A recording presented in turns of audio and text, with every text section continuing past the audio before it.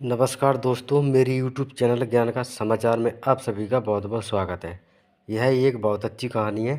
मैं आपको इस वीडियो में बताऊंगा। आप मेरे साथ वीडियो को लास्ट तक ज़रूर देखें और वीडियो अच्छी लगे तो वीडियो को लाइक शेयर करके चैनल को सब्सक्राइब जरूर कर लें।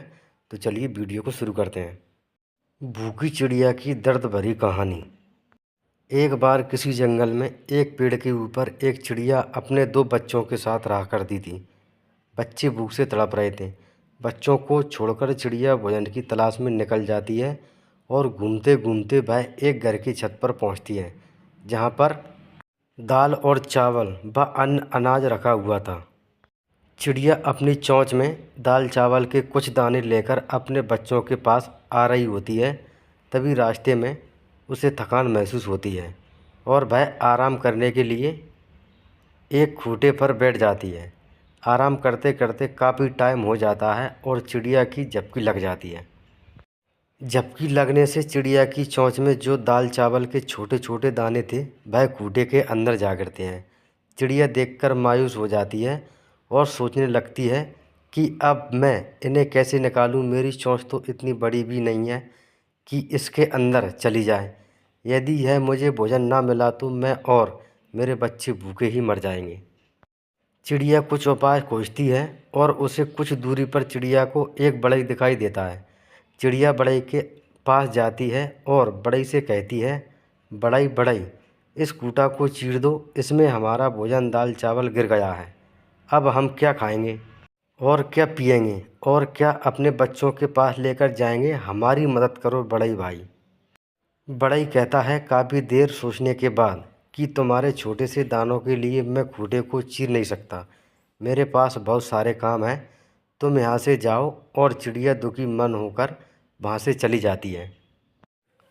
कुछ दूरी पर जाने के बाद उसे राजा का महल दिखाई देता है और वहाँ राजा के पास मदद के लिए जाती है और राजा से कहती है, महाराज कि आप सबकी मदद करते हैं, इस बढ़ई को आप डंडा मारो, बढ़ई खूंटा नहीं चीर रहा है जिसमें हमारा दाल चावल भोजन गिर गया है। अब हम क्या खाएंगे, क्या पिएंगे, हम तो बिना खाए पिए भूखे ही मर जाएंगे।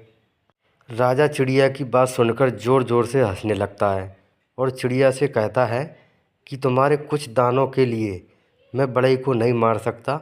तुम भागो यहाँ से, मेरे पास और कुछ काम नहीं होता क्या, बस यही करता रहूँगा। और चिड़िया राजा के महल से उड़ जाती है। राजा की बात सुनकर चिड़िया और ज़्यादा दुखी हो जाती है और अपनी हिम्मत हारने लगती है। फिर उसे एक सांप दिखाई देता है और वह सांप के पास जाती है और बोलती है कि सांप भाई, आप राजा को डस लो।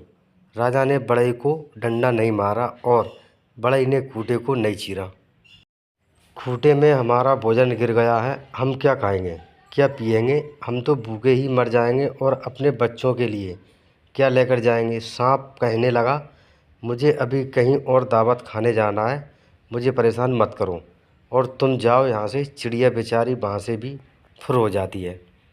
सब तरह से न सुनने के बाद चिड़िया को गुस्सा आने लगता है और वह लाठी के पास जाती है। वह लाठी से कहती है, लाठी लाठी, आप इस सांप को मार दीजिए। इस सांप ने राजा को नहीं डसा, राजा ने बढ़ई को डंडा नहीं मारा और बढ़ई ने खूंटे को नहीं चीरा, उसमें हमारा खाना गिर गया है।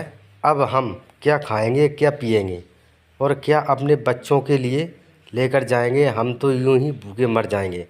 लाठी ने भी चिड़िया को मना कर दिया और उसे जाने के लिए कह दिया कि मेरे पास समय नहीं है। चिड़िया आगे बढ़ती है और उसे आग दिखाई देती है और वह आग से अपनी सारी बातें बताती है। आग कहती है कि चिड़िया, तू पागल हो गई है क्या, तेरे छोटे से दाने के लिए मैं लाठी को नहीं चला सकती। तुम जाओ यहाँ से, मेरा वक्त मत बर्बाद करो। चिड़िया बेचारी थक हार कर नदी किनारे चुपचाप बैठ जाती है और वह सोचने लगती है कि अब बढ़ई कभी भी खूंटे को नहीं काटेगा और ना ही मुझे वह भोजन मिल पाएगा और हम यूं ही भूखे मर जाएंगे। और वह खूब रोने लगती है।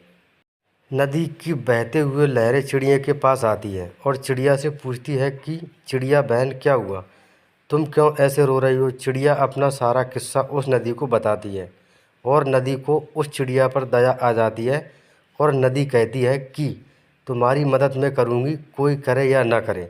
नदी की बात सुनकर चिड़िया खुश हो जाती है। नदी कहती है, चलो बहन, शुरुआत कहाँ से करनी है। चिड़िया कहती है कि नदी बहन, सबसे पहले तुम आग को बुझा।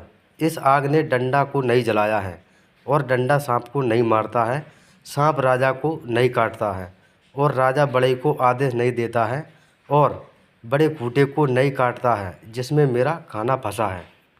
किसी को मत छोड़ना। आग नदी को अपनी तरफ आगे बढ़ती हुई देखा तो वह डरने लगी और कहने लगी कि चिड़िया बहन, इस नदी को दूर करो वरना यह मुझे बुझा देगी। मैं तुम्हारी मदद करने के लिए तैयार हूँ। मैं लाठी को अभी जलाकर आती हूँ।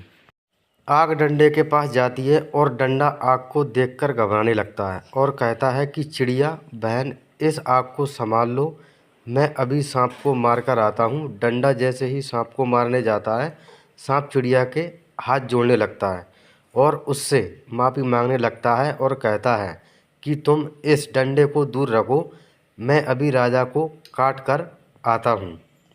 जैसे ही सांप को अपने पास आते हुए देखकर राजा घबराने लगता है और डरने लगता है और चिड़िया से कहता है कि चिड़िया बहन, मैं अभी उस बड़ई की खबर लेता हूँ, तुम बस इस सांप को मुझसे दूर रखो, मुझे सांप से बड़ा डर लगता है। राजा ने बड़ई को अपने महल में बुलाया और आदेश दिया कि तुम उस कूटा को काट दो। राजा की बात सुनकर बड़ई कहता है कि मैं अभी कूटा को काटता हूँ। बड़ई को अपने पास आता देखकर कूटा बड़ई से कहता है कि बड़ई भाई, मुझे मत काटो, बस मुझे उल्टा कर दो, तुम्हारा सारा खाना निकल जाएगा। बड़ई ने कूटा को उल्टा किया और दाल चावल सब बाहर आ गया। चिड़िया अपनी चोंच में अपना खाना लेकर अपने बच्चों के पास वापस चली जाती है और बड़े प्यार से उस भोजन को खाती है।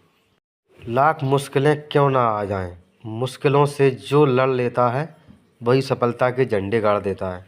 परिस्थिति कितनी ही खराब क्यों ना हो, हमें परिस्थिति से कभी भागना नहीं चाहिए, हमें आखिरी दम तक लड़ते रहना चाहिए।